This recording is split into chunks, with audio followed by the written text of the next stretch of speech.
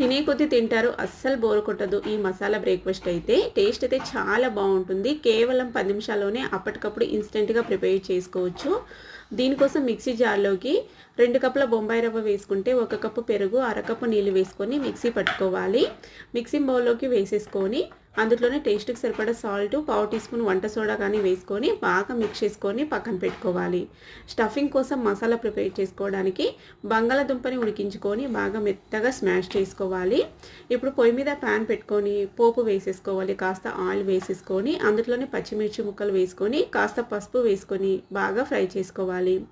అలాగే సన్నగా కట్ చేసుకున్న ఉల్లిపాయ ముక్కలు, ఉడికించిన బంగాళాదుంపని కూడా వేసేసుకొని మసాలానైతే బాగా ఫ్రై చేసుకోవాలండి. ఫుల్ డీటెయిల్‌గా వీడియో అయితే రిలేటెడ్ వీడియోలో పెడతాను. ఇంట్రెస్ట్ ఉంటే చూడండి. పోపు ప్యాన్‌లోకైతే సగం బ్యాటర్ వేసేసుకొని తర్వాత మసాలా స్టఫ్ చేసుకొని మళ్ళీ పైన బ్యాటర్ అయితే వేసుకోవాలి.